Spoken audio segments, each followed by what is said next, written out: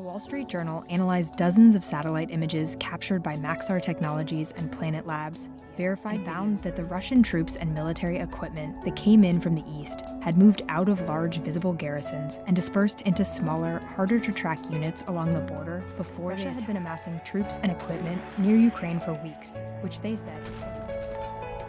Satellite images from a camp in Yelnya, Russia, show a military training area being built up.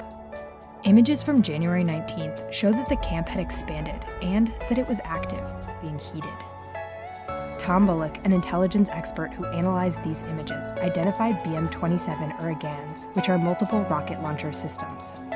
Battalions made up of what are likely 2 S-19s, vehicles with guns designed to shoot shells long distances, and battalions of what looked to be infantry fighting vehicles.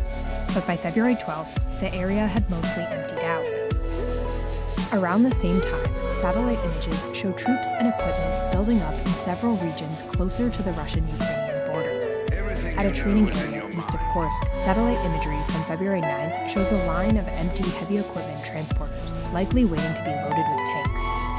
Then 4 days later, on February 13th, we can see the camp, which Bullock says had expanded in size significantly over the past few weeks, was active. The overturned dirt signals people and equipment were moving around. Also on the 13th, we see Russian military presence in 2 other key locations close to the Ukraine border. In the Bryansk region, we see Klimovo Air Base, where a new grouping of tents were visible. Russian military, we see a new field camp and signs of movement in the snow. North of Belgorod, we can see a helicopter camp with more than 12 attack and transport helicopters. And on February 15th, in Balyuki, we see another field of attack choppers. On February 15th, Russian officials signaled and withdrawing some troops from the Ukrainian border.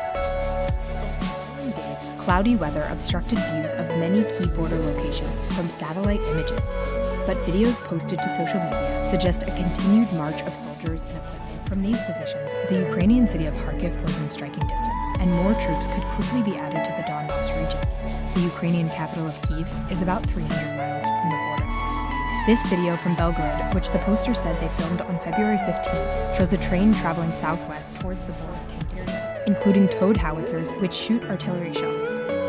A video posted February 16th from Belgorod shows the 4th Tank Division heading south near the border.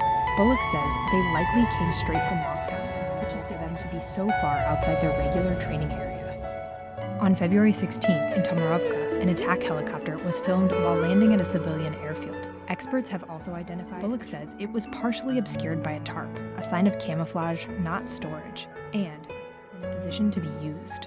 A day later, a video posted on February 17th, roughly 16 miles from the Ukraine border in Rilsk, shows Russian military vehicles, including a heavy equipment transport. Then, in a video posted the next day on February 18th, we returned to Tomarovka, where Bullock first identified an air defense system.